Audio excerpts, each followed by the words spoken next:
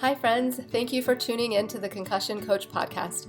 I'm Bethany Lewis, the Concussion Coach. I'm a neurological occupational therapist and certified life coach, and I specialize in guiding people through their concussion recovery journey. I am passionate about helping people understand their injury, speed up their recovery, and reclaim control over their life post-concussion. The purpose of this podcast is to help increase awareness of concussions and the impact they can have on a person's life, and to bring hope to people who have suffered a concussion and those who love them. I firmly believe that sharing stories and knowledge about concussions will bring important light and understanding to this misunderstood and often invisible injury. The information in this podcast is meant to bring that awareness and hope and is not meant as medical advice. The opinions shared are those of the interviewees and my own. If you are suffering with lingering concussion symptoms, I have created a concussion coaching program specifically for you. I will be your mentor to guide you through your recovery journey, offering help with understanding and managing your symptoms, setting achievable goals, and learning how to manage your own thoughts and nervous system in order to get control over your life again. If this program sounds like something that would help you or someone you love, sign up for a free consultation. In the consultation, you'll get valuable information and resources and gain hope for your future. Sign up for your free consultation at the link in the show notes or at my website, www.theconcussioncoach.com. Hi friends, welcome back to the Concussion Coach podcast. Before I introduce my guest today, I just wanted to make sure that you all know about the free guide that is available on my website. It's the 5 best ways to support your loved one dealing with a concussion. If you have a friend or family member who is struggling with post-concussion symptoms, or if you're the one struggling and would like your loved ones to know more about what you're going through and how they can help, head over to my website, www.theconcussioncoach.com, and download the free guide. So my guest today is Reverend Eleanor Shell. Eleanor is the founder of Resilient Magnolia, a growing platform that helps people navigate life's hardest seasons with honesty, community, and resilience. After surviving a traumatic brain injury in 2024, she began sharing her story of recovery and reflection, weaving together her background as a pastor, fundraiser, and community builder with her lived experience of healing. Through writing, speaking, and creative projects, Eleanor is sparking conversations about what it means to move through bad days, grow in the dark, and bloom anyway. She is currently developing books, journals, and other practical resources to help individuals and families find their footing in difficult seasons. At the heart of her work is a belief that resilience is not about enduring in silence, but about growing authentically and finding new ways to flourish, even when life doesn't go according to plan. That's so beautiful. I love your intro. I love what you're doing. Thank you so much for being here today, Eleanor. I really appreciate it. Thank you. It's great to be here. Yeah. So let's just jump right into your story. Can you tell us about your injury? What happened? When was it? All those. So it was June 12th, 2024. I was walking into a medical appointment at 9 o'clock in the morning in a parking lot that was remarkably unbusy. I remember thinking, wow, there's not a lot of traffic because I was 7 months postpartum. So I'd spent a lot of time in doctor's office and a high risk pregnancy the year before. And normally 9 o'clock, they're hopping. And was walking across the main lane when a car came up one of the lanes and did not stop and didn't see me. And I'll just get this out of the way because this always makes people gasp. My 7-month-old daughter was with me. She is fine. And miraculously one fine. I remember looking up and screaming, "Don't hit my baby," pushing the stroller, at the impact of the car on my hip. And then I thought this is how brain injuries work.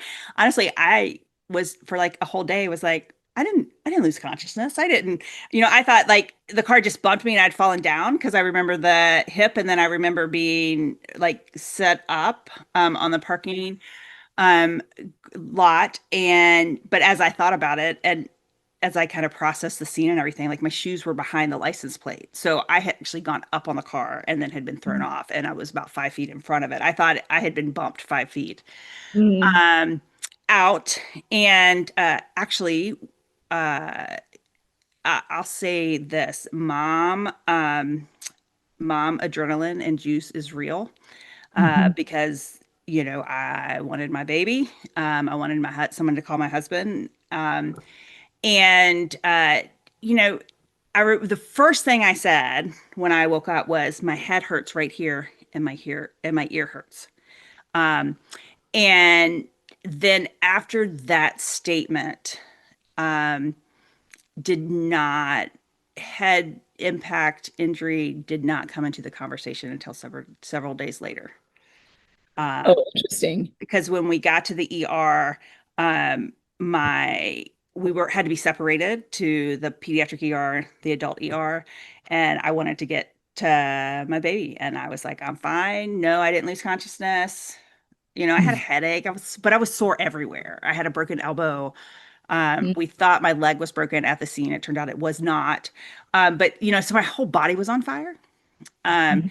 and have learned since then that a lot of time women's injuries, they do what they call bloom, and you don't start experiencing symptoms for several days after the injury. Yes, that definitely happened.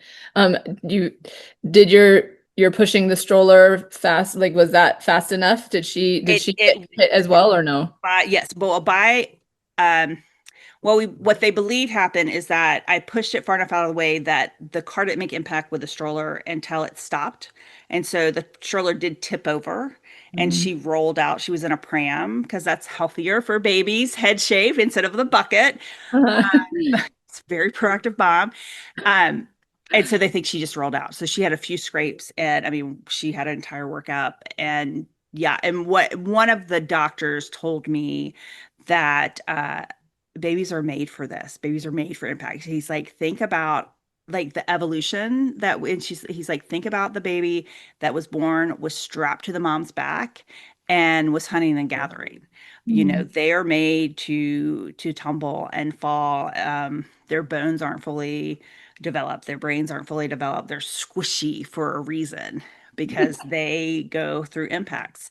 Mm. So, like I said, by the grace of God, our angels or someone, she was fine, but I didn't know that, and honestly, I didn't believe that until probably about a week later because I kept waiting. Something's Mhm. got to be wrong. But it Yeah. wasn't. Yeah. That mama juice is real. Is that what you called it? I like that. Yes, it's true. So and your symptoms didn't they bloomed, it sounds like it was not an immediate thing. It was kind of over time. When did they start to show up?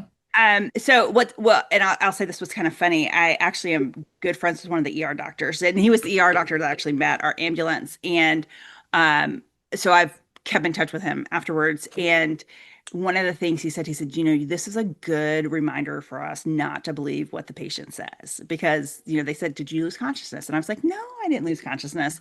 And he said, we should have done a full workup on you, even though Mhm. you said because you were hit by a car. And he said, because we probably would have caught this sooner. It was about 5 days later. It happened on a Wednesday, and that Sunday, I was still in a lot of pain. But I was heavily drugged, was pretty much sleeping 24/7.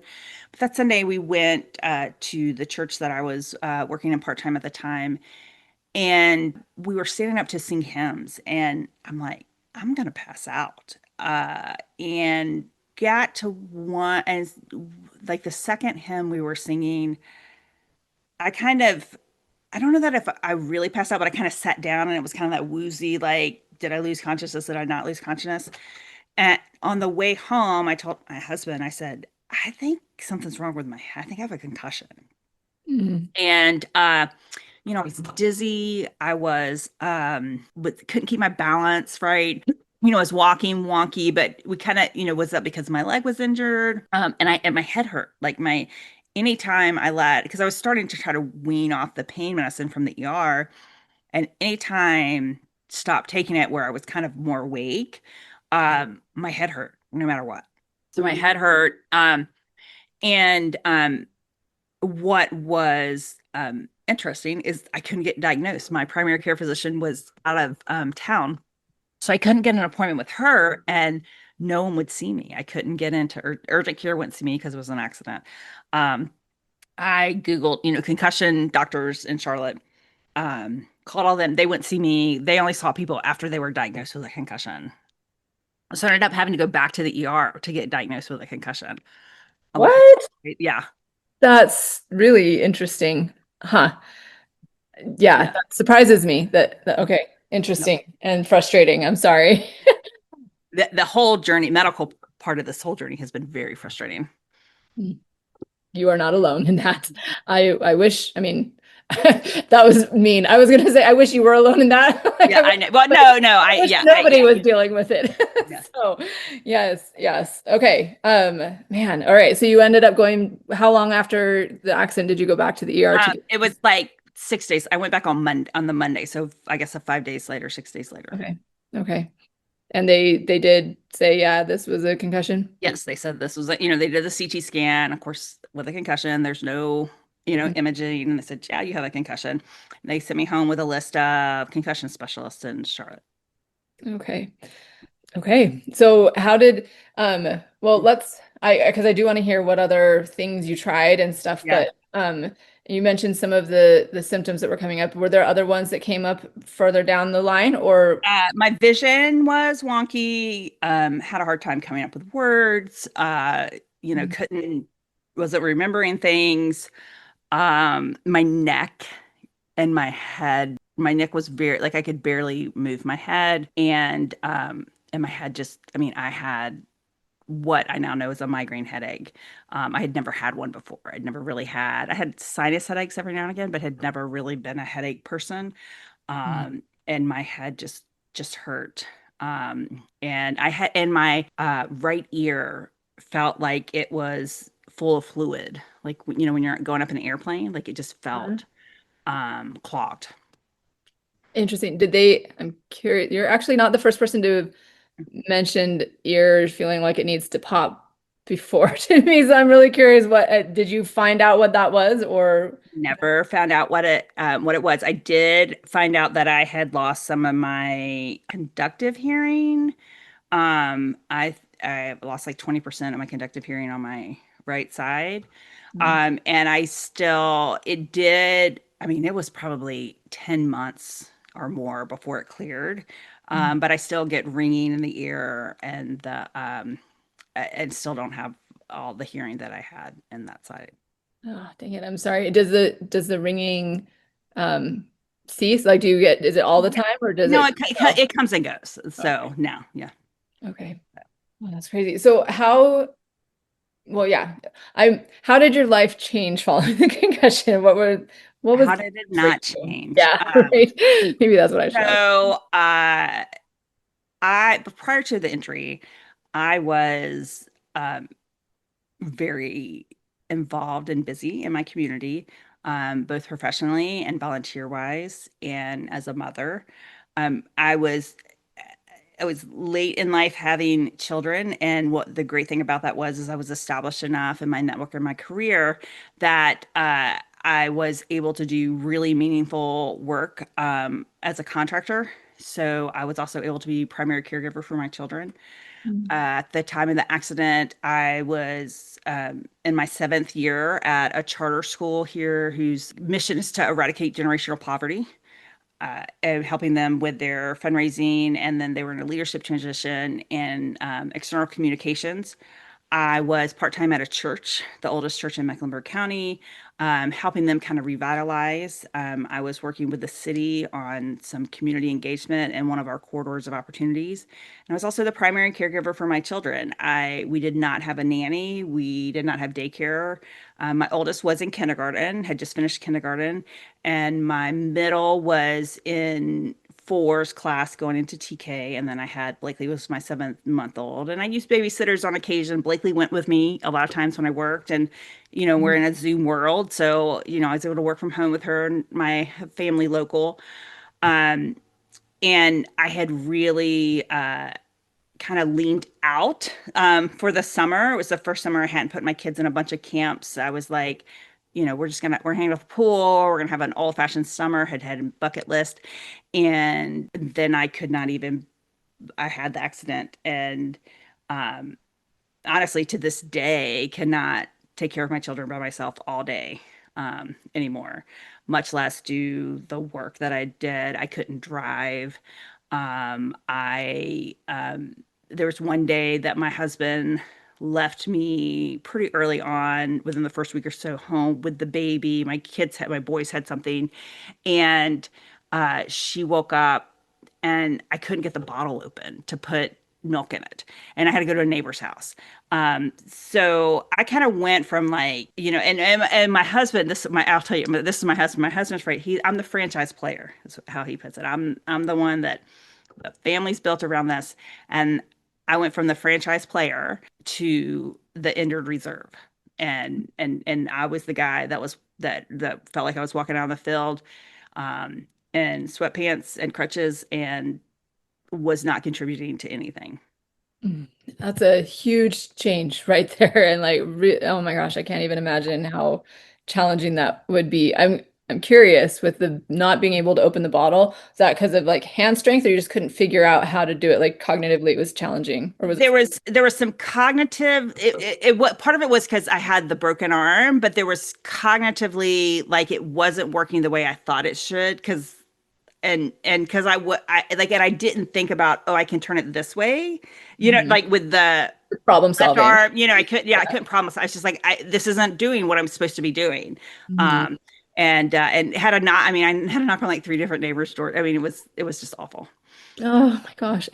Thank you for sharing that very specific real story though, because I think that will, it's helpful for people to hear and be like, oh, that like it can be that impactful. It's Yes, like yes.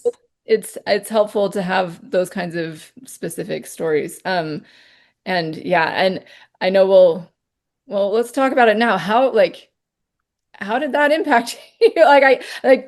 Maybe that's even a dumb question. How do you handle that from like an identity perspective of like that's just seems like such a huge identity shift of like what you can do, how you can show up and to not. Not very well. I'll say. So and so obviously you probably know this, and a lot of people in your audience probably knows, depression comes with concussion. It changes your brain chemistry and your ability to regulate emotions and anxiety and those sort of things. And it's funny because in the back of my mind, I kind of knew that from an experience when my oldest son was born. The day he was born, his pediatrician son um, disappeared, and it turned out that he died by suicide Oh. because he was dealing with a concussion. And I remember thinking about it on that day, and this was 8 years ago now. And I told my husband, I said, in some ways we'll always be connected with this family because the day, like he was at the hospital that morning with my son and circumcised him and, was his first doctor. And then that afternoon he went home and his son wasn't there. Um, and so, and I was like, and I remember thinking and, reading about it in news stories and thinking, did concussion causes depression? Like, it didn't make sense. And I will say I have never been so depressed in my life. I've had depression, situational depression, and you break up, a job change, whatever. But I mean, it's been bad. And there are still moments that it's really bad. Um, I have every reason in the world to wake up, and I have three smiling faces that come into my bed and give me hugs and cuddles. And so I never got to the point where I thought I was suicidal. Like I'm like, because I'm going to get better. But yeah, I'll say in some ways I feel like I can't answer that question because I still don't know, because I still long for who I was and what I was. And I talked to my husband sometimes, I was like, if I was like a librarian or, an accountant or someone who kind of like did work in our office by themselves, introvert, this may not be so bad. But I had very big, um, big events, public speaking, Mhm. crowds. Like I did one of the things that I said is I used to run an event that had about 20,000 people that attended it. We would shut down a 4 mile stretch of street, turn it into a park for the day. And one day we got there and the porta johns were in the wrong place. And I had 20 minutes to get 120 porta johns moved. Oh That I gosh. can do. That I could do. I'm like, I don't know how to do this. I don't know how to not be the franchise player. I don't know how not to be the mom that volunteers. I don't know how not to be the leader of things. I don't know how to be the one who receives care. And um, and I lived really the first year after my accident with the mindset is I'm going to wake up tomorrow and be me. And when I hit the 1 year mark and that had not happened, and at the same time I had a neurologist kind of suggest that I go into pain management as opposed to active rehab. Uh, that was, I mean, I didn't know what I was going to do. But one of the things I said from the beginning, if I'm going to go through this, I'm going to use it, and was able to start focusing on uh, what I could do for the greater world. And the other thing that got me through it is that I have the most supportive and encouraging and amazing spouse that you could ask for in this situation. I mean, he focuses on the things I can't do. He focuses on the fact that I'm still here. He focuses on the fact that my children still have a mother. And by his example, my children have followed along, Mm. and my kids are great, especially my oldest, at saying, um, "You're still, you're still my mommy, even if you can't do things." Um, he has also really helped me focus on being present with the family, and that's what's important to the kids. And so this September, it was the first year. Well, last year I did. I last year I tried to make birthday cakes. I had always made my kids' birthday cakes from scratch, like not even Mhm. from a box. And last year I used box for my middle and oldest, but it was my baby's first birthday, and I was like, I got to make the cake from scratch, and it took days and it took weeks to recover from. And so this year it was my middle's birthday is first, and I was like, okay, I've got to make a cake. And my husband's like, no, no. He was like, he doesn't need a cake, he needs his mom. Mhm. And I remember I was in the parking deck of Publix, and I called a good friend of mine, Laura, in tears, saying, I'm about to order a birthday cake from Publix for my kid, and I'm not going to make it. And it was really hard. And I know it's silly, and I know, you know all that thing. You know it doesn't matter, you know it's silly, but I wanted my kids to know, grow up knowing I made their birthday cakes. And because there are other things I can't do. But um and I cried, and Laura talked me through it, and I ordered this Spider-Man birthday cake. And the next day, which was his party, I was able to, got up early and went to Publix, uh, and my son, as we're leaving, he said, "I know you baked me a cake to surprise me with," and I thought, "Oh my God, I didn't." Um, but so he goes into Publix with me, and I love Publix cakes. I'll say this, like that's where we got our wedding cake from. I tasted every cake in North Carolina, and I still went with Publix, and so I knew it was gonna taste good, and I went and got the cake, and I put it down, and he was speechless. He said, "Is that for me?" And because it was I mean, I would have never made with a plastic Spider-Man and the graphic, like the airbrush it and all that stuff. And he was so excited. And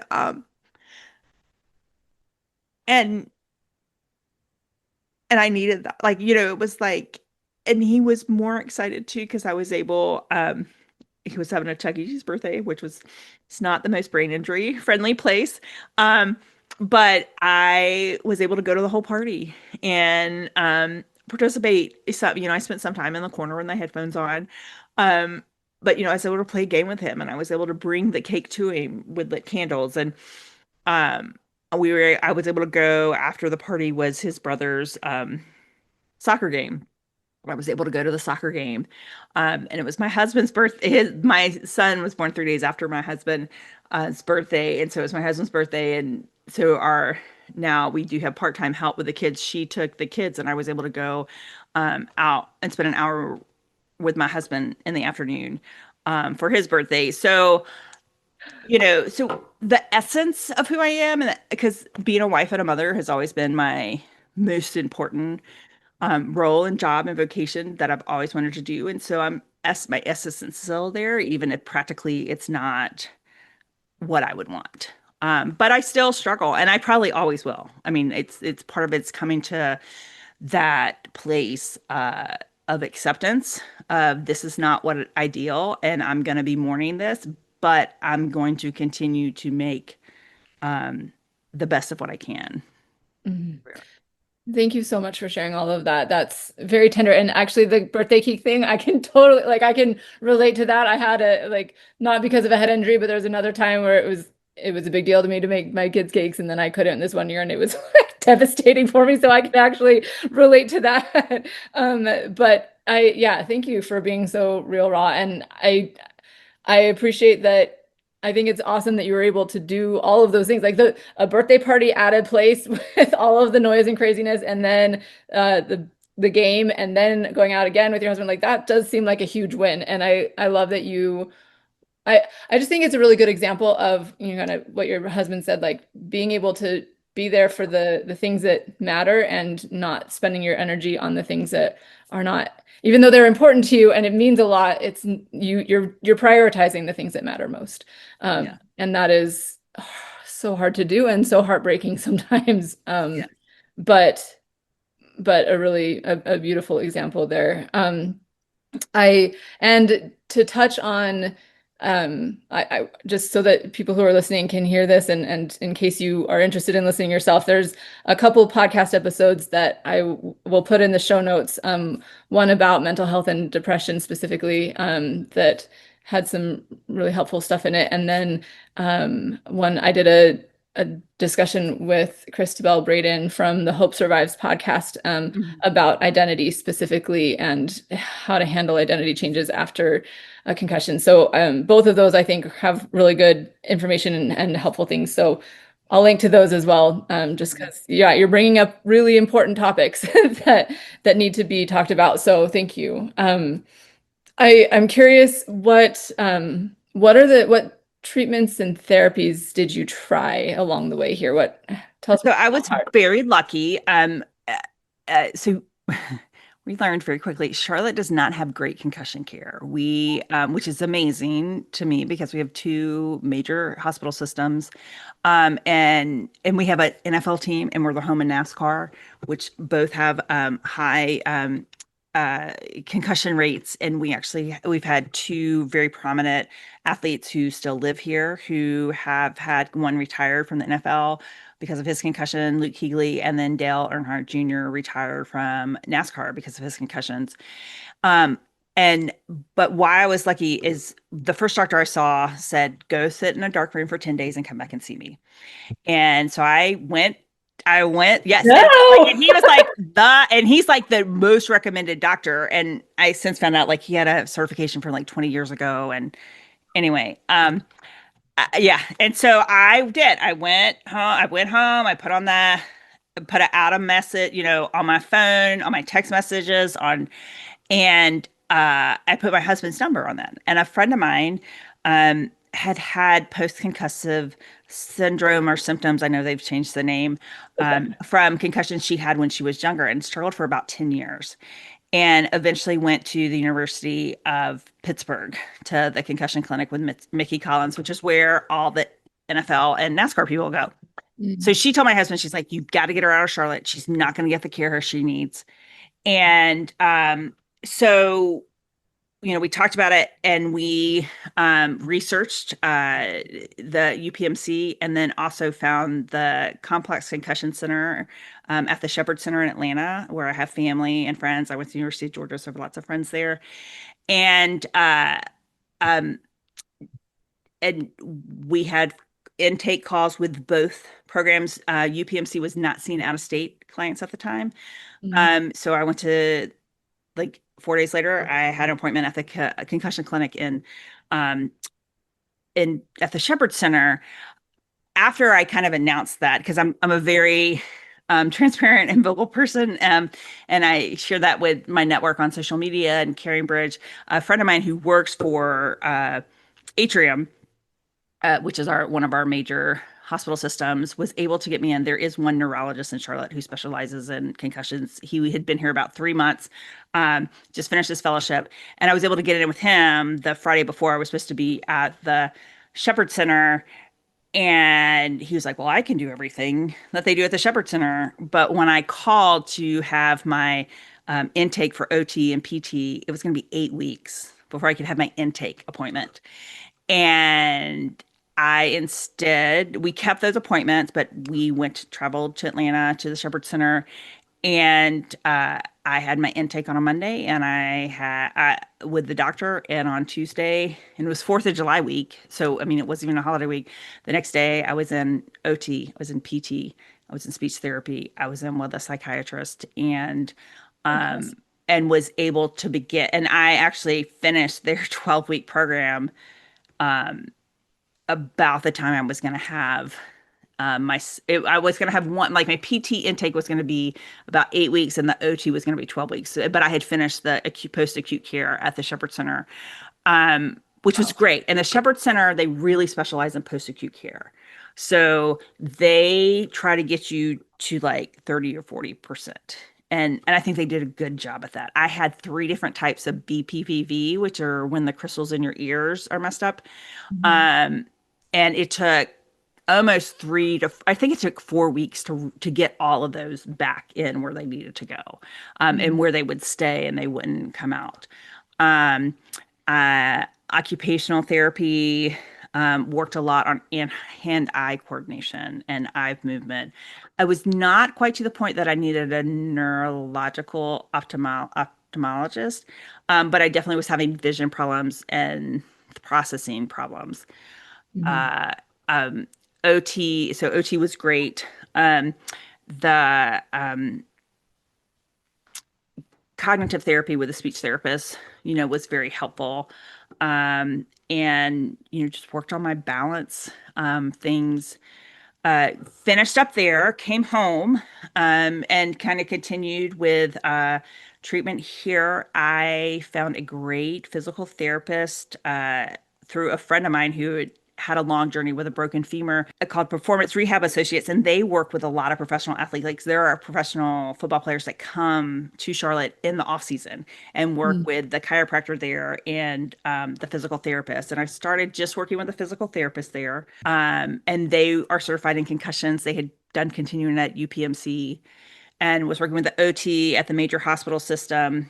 But really, around January, kind of plateaued. And it was like, the physical therapist, I was making progress, but I just wasn't. So we had gone ahead and had made an appointment with UPMC back in the summer for when they were going to start seeing people in February. So I went up in February to do Mhm. their 12-week protocol, or to do their intake, and then they sent me home with a 12-week protocol, which is, I mean, you go to bed at the same time, you wake up at the same time, you do walks, you do a lot of habituation therapy. That's really probably been one of the best things is, so the Shepherd Center taught you, you go to the grocery store when you start to get dizzy, you leave and you let your symptoms calm down, and then you try again another day, which was great at the beginning.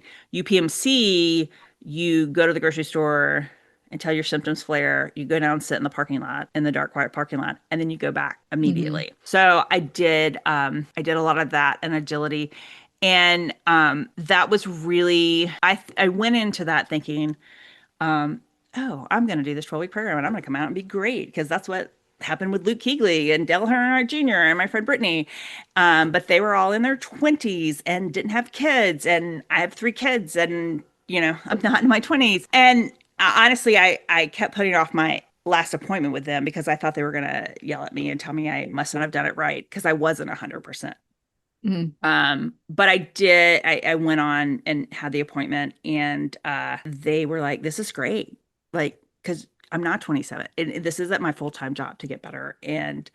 Um, and I still, one of the things that I was real resistant to is, and I kept asking people, I was like, are we gonna have to do these things for the rest of my life? Like, are these just for now?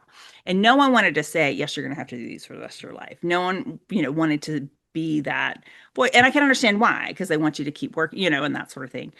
Um, and, I've since realized, like, I'm always going to have to do some of these things for the rest of my life. Going to bed at you know, as much as I can at the same time, waking up as much as I can as the day. When I do that regularly, I have better days. When I get Mhm. up and I walk first thing in the morning, I have better days. When I'm as hydrated, forget how many ounces of water, I have better days. And And so, that's been good. And then I'll say one of the biggest game changers, because I still was the issues with my neck, the cervical part of the concussion um, was not getting better. And I finally went to the chiropractor at the physical therapy place that I go to, and I did not see the main chiropractor there. He is the chiropractor for the Panthers, our NFL team. I did not see him, but I see Ryan, who came here to study under Nevin and to learn from Nevin. And I'd been going to a chiropractor who kind of was doing this. She did the same thing with me that she'd done when I was pregnant, which is the only other time I'd seen a chiropractor. But Ryan really got into my neck and all, Mm. and I can now look all the way up to the ceiling and look all the way down. And once the neck got taken care of, I started getting relief from my headaches. In addition to also taking two different medicines and having Botox.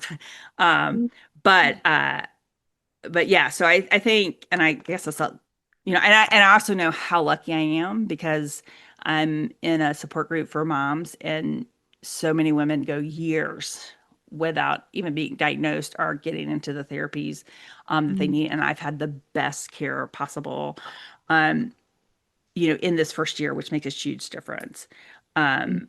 The newest thing is I kind of put off cognitive testing, because my brain's kind of been my thing most of my life. And as a matter of fact, when I talked to a friend of mine, the friend that I stayed with when I was in Atlanta, about this, she said, "Oh no," she's like, "I just think of you as like the brain is like who you are." And that was really hard.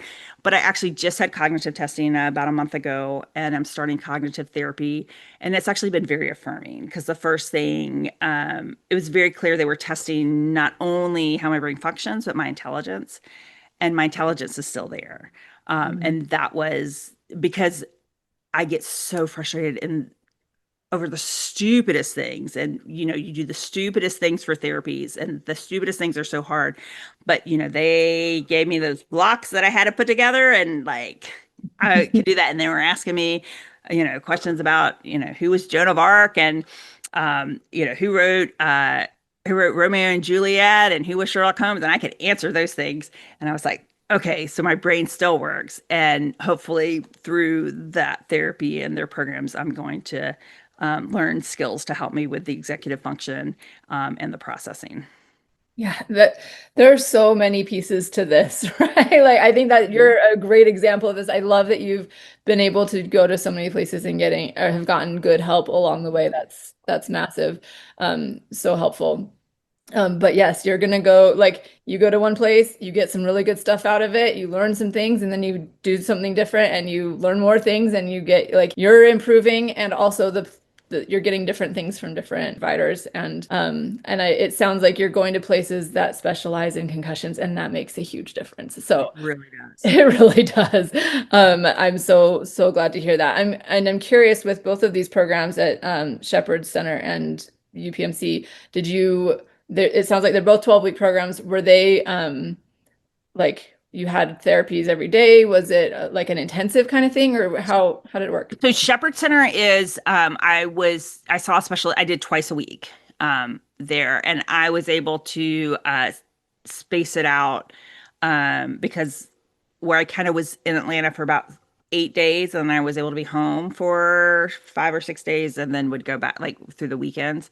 Mhm. The UPMC, you go there and they send you home with a program. They do have therapy, like you can see therapists and stuff there, if you live local. But yeah, so you didn't have to do that.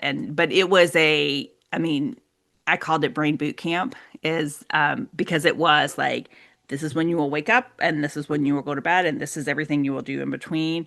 And it was the hardest thing I've ever done. Hardest thing I ever done. There was one night, and there were funny moments. There was one night, I had on my beats, and I'm like doing dishes because I've got like 30 more minutes. I've got to stay up before I can go lay down, because you can't, because they cut all naps off. Is like one of the first things. And I'm like dancing, and my husband's like, "What do you listen to?" And I was like, "Meet the Press." And he was like, "You're dancing in the kitchen to Meet the Press. All right, we have lost our minds." And I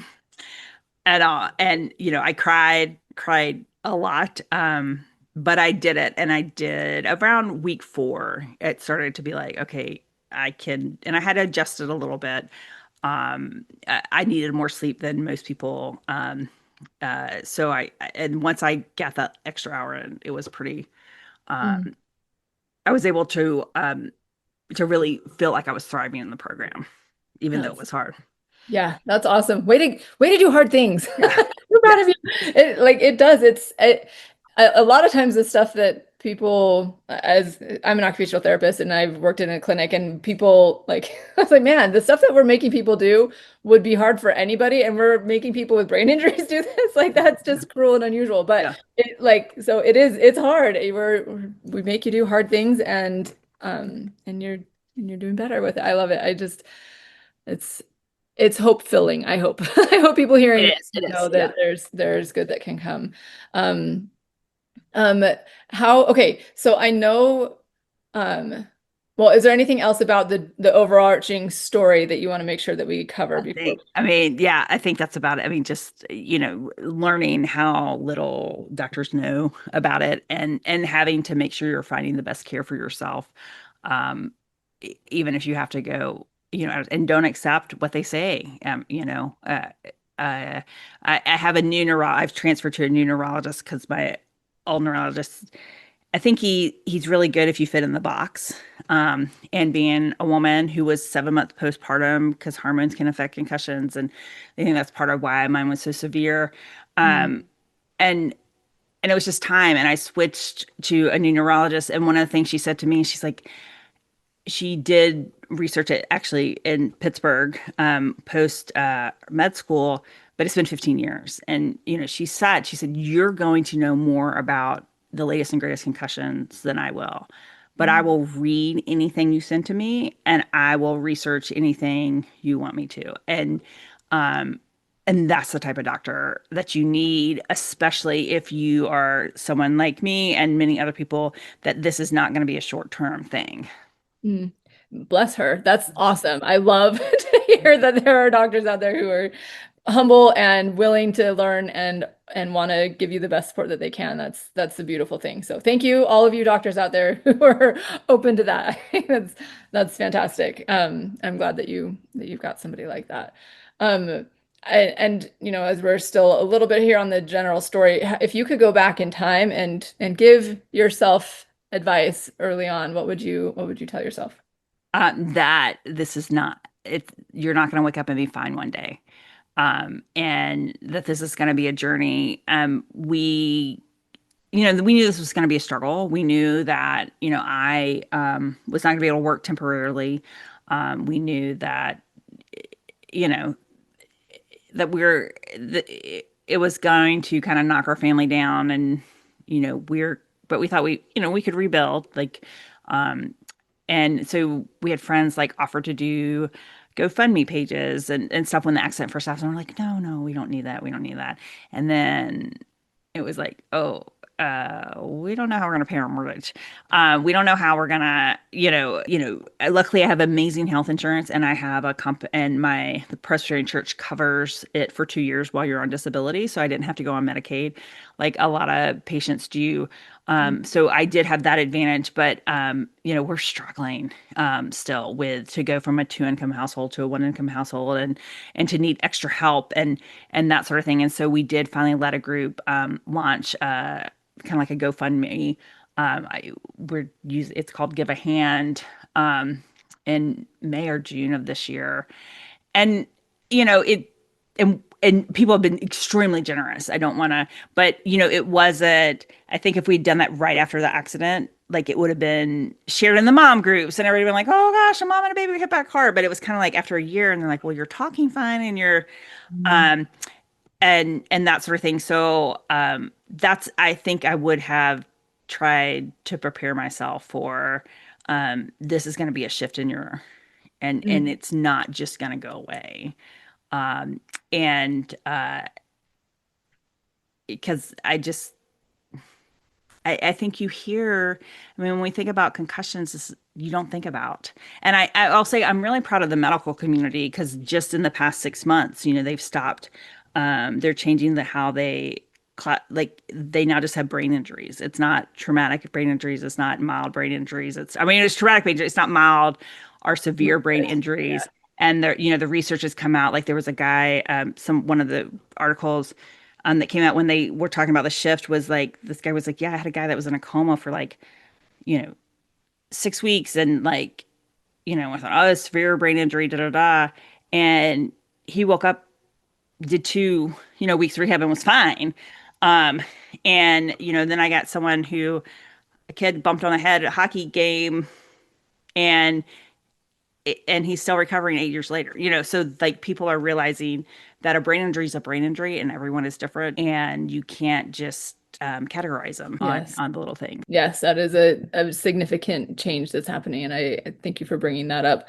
And what you were saying earlier about if you could go back, you would tell yourself, don't think that the next day you wake up, you're going to be back to normal. I think that kind of touches on the idea of hope. Like I don't know, like when I hear that, I'm like, oh wait, but would you want yourself to know that? Like how does hope play into this? And like, I'm just interested in your thoughts on that. So I definitely have a different understanding of hope and kind of resiliency and that sort of thing. I for a long time at the beginning of the journey, my hope came from the fact that I've been through hard things before. I have not always had the easy life, nothing this life-changing or earth-shattering, but I had definitely had periods where it was like, whew, I don't know if I'm gonna make it through this. Mhm. And probably the thing that has given me the most hope, that I'm pretty lucky with my spouse and my kids. They keep hope for me, and I have an amazing community. There's a little church about 45 minutes north of Charlotte that I preached at maybe a dozen or so times, and for the first year I got a card from someone in that church every week. um, Oh, and so it was having people who believed that there was still hope when I couldn't find it, really helped. And I do see the progress that I've made, and I'm thankful for that progress. Um, and I have 3 reasons to continue to keep working towards, getting better. But I did, and I guess this probably we'll go into where you're shifting to next about the work I'm doing on resiliency and stuff. Uh, I had to reframe how I saw resiliency, and the end of the story and that sort of thing. In February, right before I went to Pittsburgh, I thought, I'm going to go to Pittsburgh. I'm going to have this great results, and I'm going to have this great story about a comeback. And I did the same thing Luke Kuechly did, and I'm just a mom, and in doing that, I actually started thinking about. I'm from the South and grew up in the still Magnolia era. Everybody wanted to have a wedding that was blush and what is it? Blush and bashful, blush and rose pink, and be the Julia Roberts and this Sally Fields. Still make hard things happen, but you put on your lipstick and you smile. And as I was thinking about this journey, when I thought that there was an end coming to it, I was like, I don't want to be still. I want to be resilient. I want to be able to bloom, and I want to, still be open to people, and share this. And um, I and so I kind of started, that's where I was originally going. Like, we're going to be a different type. We're going to go through hard things and be different. And then when things did not, then I was not okay. And I realized this journey is not going to end, probably ever. And so, like I said, I still believe I'm going to continue to get better, but this is always going to be, there's always going to be things that are different. And there's always going to be things I'm mourning. I went into a deep, deep depression. But then I also started thinking um, about really what resiliency is and how it's more. Most people think you're resilient because you bounce back and you snap back into shape, and you get through it, and you're tough, and you get the recovery. And what I have really sat with and worked on and been writing about And when I say writing, I mean talking to text, voice to text program on my computer because typing's hard. Is that resiliency is sustained growth through honesty, rhythm, and renewal. It is not it's not moving along speedily and getting to the other side. It's sustainability, it's strength, it's softness, it's survival and meaning. Um, there are stages, and and the first I think the first thing you've got to do is you got to learn how to sit with a bad day, and we're not good at that as people. Um, and we're not good at that as friends. I'm not good at it. Like I am a fixer. Like I ask my husband, ask my children, I want to take care of it all. But what I like as I looked at my more than anything were people who were willing to just say, that's really hard. And that was it. Not, every rain brings a rainbow. And, you have to rain before you can have a rainbow. Or, a seed has to be in the dark before it can bloom. And, those like you don't necessarily have to jump to that hope. And you can be okay. And you don't want to be stuck ever, but I kind of come up with this, I call the resiliency arc. And like I believe, you have to sit with the permission, have the permission for it not to be okay. And then you have the next day, which are when you start taking those simple grounding steps of, you know, I can still brush my teeth in the morning. I can still smile. I can still have a hug. I can, and those may, and it's not necessarily, you have a bad day, you have the next day, it's not necessarily like that. It's very much kind of like the grief, they say the grief, kind of bounce around. I think it's resiliency is not linear. Um, then you go through there are seasons of endurance and grief where you're just slugging through it. And I remember I was talking about like I felt like I was walking through mud every day. Um, and then you start getting into kind of the resiliency practices, the small, steady habits, which help you then begin to bloom anyway. And that's when the joy and the creativity returns. And I remember when that happened for me. It was during when I was doing the Pittsburgh thing. I got my son's school was doing a fundraiser that I didn't agree with, that I didn't think was ethical, and I wrote a very fiery and passionate letter to the executive director. And my friend was like, you're back." Like the spirit was back. Like I couldn't, execute on everything. And that's the blooming anyway. And you start that spark that's inside you starts to return. And then I think the final and where you get into really great in your even though you're not at the end of the journey, but you can claim resiliency, which is where I am, is is where you take all of those things and you integrate them into your daily life, and you find purpose from that. So it's not, I mean, I wish I still had believed resiliency was you face something hard and you put your nose to the grind and you get through it and and then you're fine. But I also think there's something beautiful about that resiliency as a journey. And can be a lifelong journey. And I think, and the more and more I've talked about this and I do this, it's not just with brain injuries. It's, people who've lost children. My husband's grandmother just passed away, and she had lost a child when it was 7 years old and she lived till 96. So she had lived 89 years without that child in her life. Or I don't know, no, 89 years. Anyway, she lived a long time without the child in her life. And, and she had that grief every day. I know she did. And she didn't talk about it. She was from a different generation. Um, Mhm. and I think, it goes for that. It goes for people who, anytime your life takes a turn and it's not what you believe it was going to be, you go through a resiliency journey is what I feel like it is more than just being resilient. It's not stagnant. Yes, I think that's really beautifully said. It really is a journey. And I love that you're helping people with that? I mean, obviously you are a go-getter, a like get involved, do the things. And I love that that you're using that passion, that drive within the confine, like what is the word I'm looking for? Within what you're capable of doing right now, and that's going to be used for such good as well. How did this kind of come about? How did you decide to start putting things out there and taking your experience and making it good for others?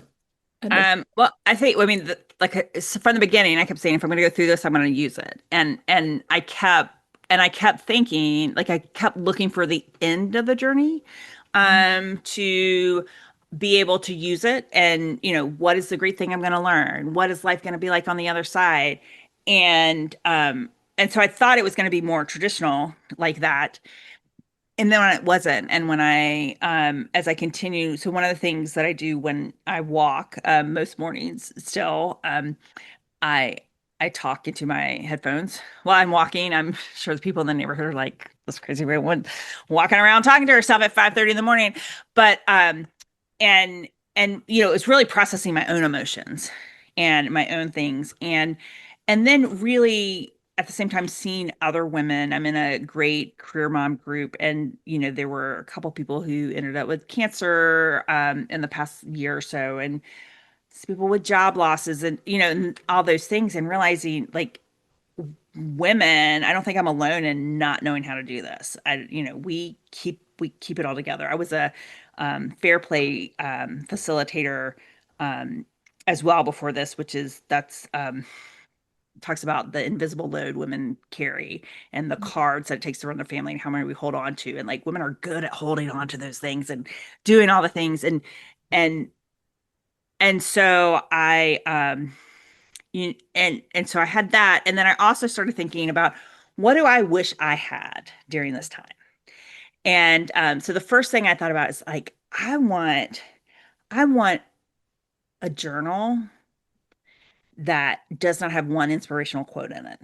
Like, I want to have permission to just have days, and not just one, I mean days that are just, or I not have to deal with the hope. And so I kind of put together this journal that has all these different quotes that are about bad days in them. And none of them are talking about the bad days lead to sunshine. And I started sharing it with friends, and saying, I have this idea, and they're like, oh, that's really good. That's really, um, and just started talking more and more about it. And the more I talked about it, the more people were like, yeah, the world needs this. Like, and for all sorts of, different things. And I met with kind of the catalyst that really was like, okay, I've got to start writing about this. I've got to start sharing this. Because originally I was just sharing, I started a new Instagram just to kind of share my brain injury journey, because I'm, like, realizing how alone I felt, and I wanted other people, not to feel alone. And I was like, I was like, so I thought I was going to focus on that. And then I met with a woman named Molly Barker, who founded Girls on the Run. She's local here in Charlotte, and she's very authentic and real, and has done all sorts of amazing, crazy things in her life. And I'm with her, and I said, Molly, this is what I'm working on. And she's working on, and this is what I'm thinking. And she's like, I'm in. She's like, I'm in. And other people had said it too. And I knew that, but Molly just, I don't know. I guess I kind of see her as someone to aspire to, and a hero, kind of thing. And that was on a Friday. And the next Monday I posted the launch. I'm doing an 8-week series right now on the bad day, and plan on going through all the things I have in my resiliency arch, and just kind of put it out there. And I, within the first week, had 100 subscribers, most of which are not my friends. Kind of a little disappointed that more of my friends hasn't subscribed, but it showed me that this is something that the world needs. And and it's something I can do, because this summer I did try to, when I heard that maximum medical improvement, I tried to jump back into life and back in, and I was like going to preach, and I had this big meeting at this church about some renewal projects and history projects. and like I did the meeting at the church and I was down. It took a week for me to recover from leading that. And it's like I can't go back to that. At least not now. And this is something, the talking about resiliency and the writing about it, I can do from my bed when I'm resting. And I can, record a podcast like this. Uh when But I've rested all day and I'll rest tonight. And I don't have anything on the calendar for tomorrow. So, it's something I can do on my own schedule, and it's, no one's depending on it. No one's, if I don't post for a week, no one's gonna have a breakdown. And I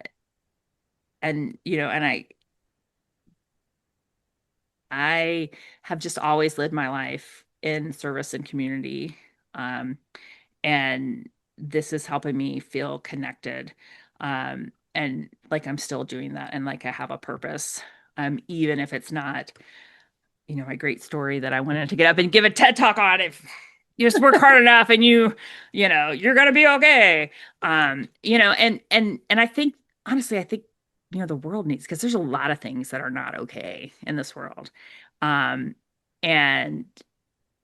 I think there may be a book that was written, I don't know, in the 80s that's like, it's okay to not be okay or something. But it's like we need to go deeper with that. Mhm. So Yeah, I appreciate that.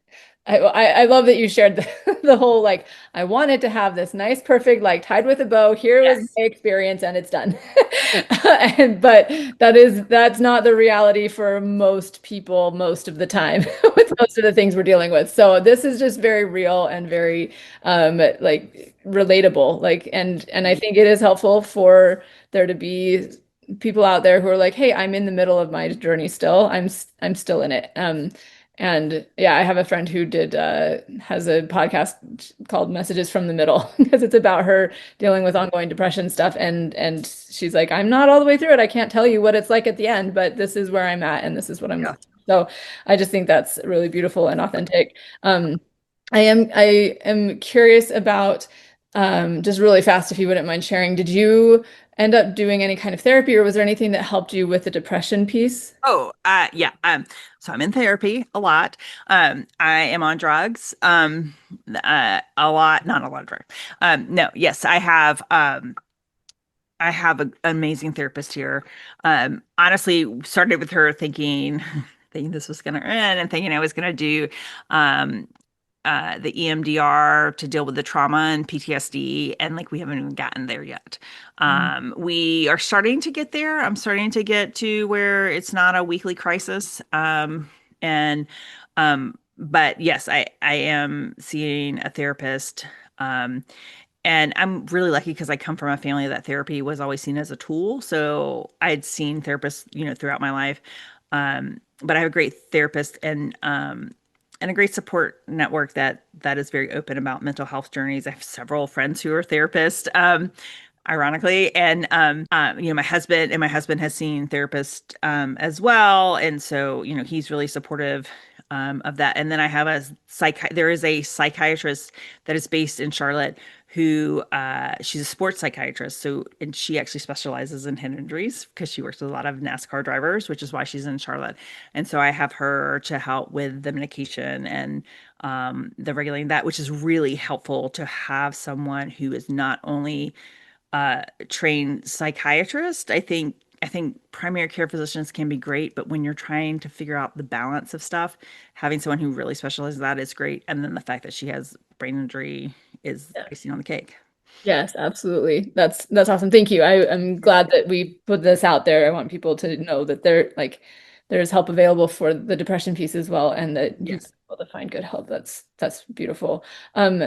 One more question before then I'm going to ask you about how people can get a hold of you. But through this, you've talked about your husband being so wonderful and supportive, and I love that for you. What would you say, what advice do you have for the people who are watching their loved one go through something like this? And it's so hard to see Oh, I someone that you can't love imagine. suffering. So what advice would you give to the loved ones, the caregivers, the people who are trying to support? Make sure you're taking care of yourself too. make sure you're getting the support that you need. So I regularly on my caring bridge will tell people, if you're friends with my husband, reach out to him too. And I and try to, make sure he's being cared for, because I think it's also the thing for him. One of the things for him, and I think for both of us, is it's lonely on both sides. So Friday nights, most of the time now, are we do family movie night with our kids, and they go to bed, and I maybe can do a show, and then I have to go to bed. And are we're the we were best friends. Like we like to hang out with each other. I mean, even before my injury, like I remember um I went to a Taylor Swift concert.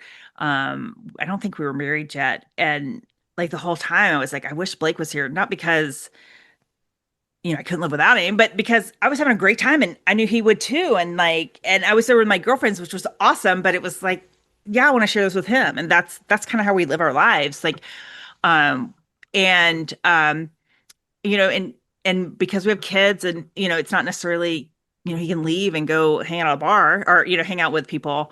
And so I would just really encourage those people to make sure they have the support they need. And also that they know that their presence is enough as well, because you don't want to see someone you love um suffering. And I know my husband would do whatever he could to take this away, but um just knowing that he he's here, and knowing that I will get to hug him at the end of the day, um that goes a long way, in ways I can't even describe. But um yeah, definitely you need support as well. And I honestly, I've said to my husband more than once, and I used to say this to people when I was a minister, and there were people, spouses, caring for someone going through an illness, is I have a team of professionals who are taking care of my needs. You have to create your own team. Mm. Mm. That's so beautiful. And I really, really do love the your presence is enough. I feel like that should be put on a pillow or something. Like every house should have it. Yeah, just being there and getting the support that they need as well. That's wonderful. Thank you so much for sharing that. Um, and this is super random and off topic, but I noticed this and I want to put it out here because I thought it was so great. When I was interacting with you or like emailing back and forth, I got an automatic response saying, as I continue to recover from my accident, my time on email is limited. Please excuse any delay in response. And I thought that was so great. And I just want to put that out there as a really good idea for people dealing with this. Like, it just is open, it's honest, and gives people a heads up. I just think it's so great. So well done on that. Tell us how people can hear more from you, learn about your resiliency course and all of the things. So I am writing on Substack, under Resilient Magnolia. And that's where you can read everything. I am committed to keeping the writing free, because I feel like the world needs this. So it's a free subscription. You're welcome to be a founding member, and subscribe paid wise. I had to learn how to do that, because there were people who were doing that, and I had to figure out how to turn it, how I could accept the money they wanted to give me. And I also have a website, resilientmagnolia.com, and there are some more things coming there. I'm working right now with some mentors to figure out how to get the products, the journals and stuff that I have printed. I don't want to do print to ship, because I want it to be quality. So kind of trying to figure out how to run a business, because I'm good at giving away money, not making money. And not that I'm looking to make a lot of money off of this, but you've got to have some business stuff. But I luckily have a good network of people who do know that. And there are some free resources on there that I've made, like just some worksheets, like for the day after or for the day of when you're having a bad day. There's some affirmation cards for moms on there, and we'll be working on some other stuff. I have a great friend who's doing all the digital stuff for me and makes everything pretty that I write down. And then I'm also on Instagram, Reclaiming My Brain. That is really about documenting my journey to reclaiming my essence in this new reality. One of the things I'm doing as I am taking ballet to help me learn how to cook again, because it requires a lot of the same brain that you need to cook. It's physical and it's mental and it's sequential and there's a rhythm to it. For me, I never cooked for most of it. There's a rhythm to cooking. So you get to see me in a tutu. Not really in a ballet skirt, but trying to keep the light stuff of it and trying to do the hard stuff, like and sharing how to find joy when things are different. I posted just recently, movies were a big thing. Like I've taken my kids to the movies since they were like 6 months old. And go to the morning, and I cannot go to a movie now. I've tried and it just wipes me out. But I can't go to live theater. It's not as loud. It's not as visually noisy. And so our local theater here has a lottery program every week.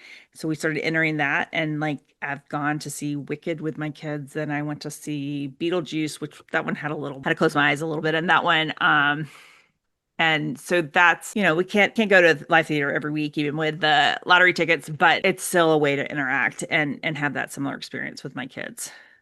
Oh, I love that. Yeah, finding those ways to connect and maintain that. Again, the things that are most important, like the reason that we do all the things that we do, there's a reason behind it. And if we can maintain that that priority and maybe shift the other stuff around it that may be necessary, I think then you're still living true and authentically to what matters most to you. I think that's really beautiful. Well, thank you so much. We will put the links to your ways that people can contact you and hear more from you on the show notes. Thank you again for sharing your story and for being who you are. I love that. Yes, your essence is there. It's like finding it and putting it out there. I think it's a beautiful thing. So thank you again. Thanks. Yeah, thanks. I'm so glad you listened in today. I hope you have gained some helpful insights and inspiration regarding dealing with and recovering from concussions. My goal is to create more awareness and education about concussions and the fact that there is so much that can be done to improve life after someone has had one. Help me spread the message by liking, commenting, rating, and subscribing to this podcast, and share it with others who would benefit from hearing it. There are more resources available on my website. And again, if you or someone you love would benefit from concussion coaching, sign up for a free consultation using the link in the show notes or at my website, www.theconcussioncoach.com. Thank you. See you next time, and take good care of that amazing brain of yours.